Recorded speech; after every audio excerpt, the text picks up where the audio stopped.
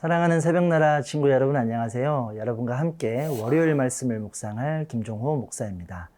저희 집에는 3명의 남자아이가 있습니다. 정말 자주 다툽니다.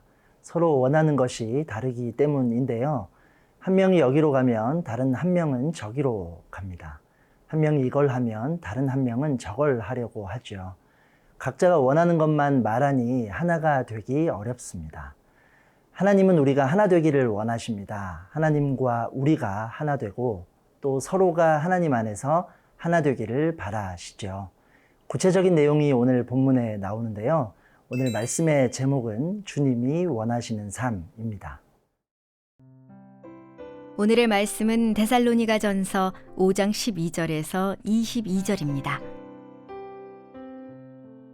형제들이여, 우리는 여러분 가운데서 수고하고 주 안에서 여러분을 지도하며 권면하는 사람들을 알아줄 것을 여러분에게 부탁합니다. 그리고 그들의 사역으로 인해 사랑으로 그들을 존귀히 여기십시오.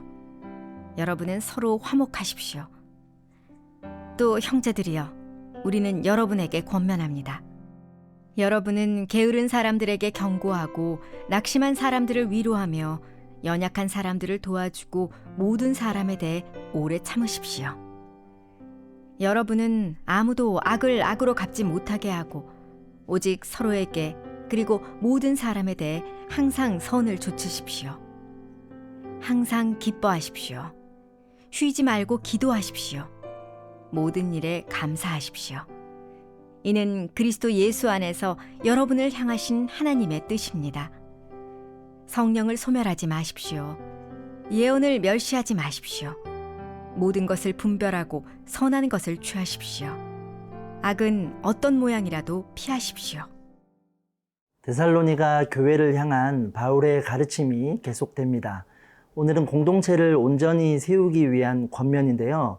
본문 12절, 13절 말씀입니다. 형제들이여, 우리는 여러분 가운데서 수고하고 주 안에서 여러분을 지도하며 권면하는 사람들을 알아줄 것을 여러분에게 부탁합니다. 그리고 그들의 사역으로 인해 사랑으로 그들을 존귀히 여기십시오. 여러분은 서로 화목하십시오. 바울은 먼저 교회의 지도자를 존경하라 말합니다. 지도자의 권위를 존중하고 그들이 행한 일을 인정하는 것인데요. 데살로니가 교회의 사람들은 대부분 초신자들입니다. 신앙생활 기간이 길지 않은 사람들이었죠. 그들 가운데 지도자가 세워져도 권위가 약할 수밖에 없습니다. 어떤 큰 능력이나 탁월함을 기대하기도 어렵고요. 바울은 교회가 세워져 가는데 이 지도자들이 매우 중요함을 강조합니다. 앞에서 섬기는 사람이 조금 부족해도 그를 인정하라고 권면하고 있지요. 지도자를 사랑하고 섬길 때 그들 가운데 화목할 수 있다고 가르칩니다. 그리고 이러한 존중으로 인해 교회는 질서와 평안을 누릴 수가 있습니다. 또한 서로를 향해 건강하고 필요한 권면을 할 수 있어야 합니다. 본문 14절 말씀입니다. 또 형제들이여, 우리는 여러분에게 권면합니다. 여러분은 게으른 사람들에게 경고하고 낙심한 사람들을 위로하며 연약한 사람들을 도와주고 모든 사람에 대해 오래 참으십시오. 사람이 모인 곳은 다양한 모습이 있습니다. 각자의 속도가 다를 수도 있지요. 갈등이 있을 수도 있고요. 앞서 이끄는 사람이 있다면 뒤에서 따라가는 사람도 있을 수 있는데요. 공동체는 이런 이들을 무시하거나 내버려 두지 말아야 합니다. 약한 사람은 격려하고 힘이 없는 사람은 도와주어야 하죠. 게으른 사람에게는 필요한 말을 해주기도 해야 합니다. 변화를 위한 노력을 함께 하는 것입니다. 이 모든 것은 인내를 기본으로 하는데요. 속도가 다르거나 즉각적인 변화가 없다고 해서 화를 내지 않습니다.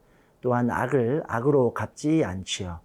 동료가 게으르다고 나도 게으름을 피우거나 동료가 못하니 나도 안 하는 모습은 삼가야 합니다. 여러분, 바울의 이 가르침은 교회뿐만 아니라 우리의 일상생활에도 필요한 내용입니다. 그리스도는 주님의 마음으로 모든 이와 함께 가는 사람임을 기억하기 원합니다. 사랑하는 새벽나라 친구들, 공동체 안에서 나는 어떤 사람인가요? 화목하게 하는지 아니면 갈등하게 하는 사람인가요? 주님 안에서 함께하는 이들을 귀히 여기며 존중하는 여러분이 되기를 소망합니다.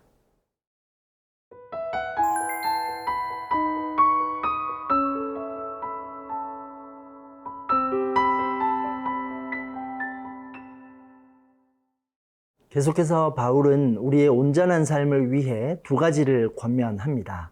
하나님의 뜻을 구하는 일과 좋은 것을 선택하는 일인데요. 먼저 본문 16절에서 18절 말씀입니다. 항상 기뻐하십시오. 쉬지 말고 기도하십시오. 모든 일에 감사하십시오. 이는 그리스도 예수 안에서 여러분을 향하신 하나님의 뜻입니다. 하나님의 뜻을 구하는 일에 집중하기 위한 방법을 설명합니다. 항상 기뻐하고 쉬지 말고 기도하며 모든 일에 감사하는 것입니다. 바울은 항상 기뻐할 것을 말합니다. 그리스도인의 기쁨은 상황과 환경의 영향을 받지 않습니다. 우리의 완전한 기쁨은 하나님 안에서 가능합니다. 또 쉬지 말고 기도해야 합니다. 이 말은 하나님을 경외하는 마음을 뜻하는데요. 우리의 생각보다 하나님의 뜻을 우선하며 나아가는 것입니다. 모든 일에 감사해야 합니다. 말처럼 쉬운 일이 아니지요. 우리가 감사할 수 있는 이유가 있습니다. 하나님이 최선으로 우리를 인도하신다는 믿음입니다. 이를 통해 우리는 하나님의 뜻을 온전히 구하며 나아갈 수 있습니다. 믿음의 길을 걸어가는 것이지요. 바울은 또 추가적인 권면을 제시합니다. 성령을 소멸하지 말고 예언을 멸시하지 않는 것입니다. 또 우리 삶의 모든 일을 분별해야 합니다. 좋은 것은 취하고 악한 것은 버리는 노력이 필요하지요. 여러분, 하나님의 뜻은 어떤 거창한 과업을 이루는 것만이 아닙니다. 우리의 일상을 거룩하게 하는 것도 하나님의 뜻입니다. 일상의 기쁨과 기도와 감사가 있는 것이지요. 또한 행하는 일마다 말씀에 합당한 선한 것인지를 분별하며 살아가는 것인데요. 그리스도인은 성령의 인도를 따르는 사람이며 육신의 생각을 따르지 않는 사람입니다. 이것이 하나님 뜻에 합한 삶이 됨을 기억할 수 있습니다. 주어진 나의 자리에서 최선을 다하며 선하고 거룩하게 살 때 우리를 향한 하나님의 뜻을 이루어가는 것임을 기억하기 원합니다. 사랑하는 새벽나라 친구들, 우리 일상에서 우리가 하나님의 뜻대로 살기 위해 필요한 것은 무엇이 있을까요? 하나님 안에서 기뻐하고 기도하며 감사하는 세나 친구들이 되기를 소망합니다. 사랑의 하나님, 우리 삶에서 만나게 하신 이들을 존중하며 화목할 수 있기를 원합니다. 항상 기뻐하고 쉬지 말고 기도하며 모든 일에 감사하는 오늘 하루가 되게 하시고 하나님 뜻을 이루어가는 우리가 되도록 힘과 용기를 주옵소서. 예수님의 이름으로 기도합니다. 아멘.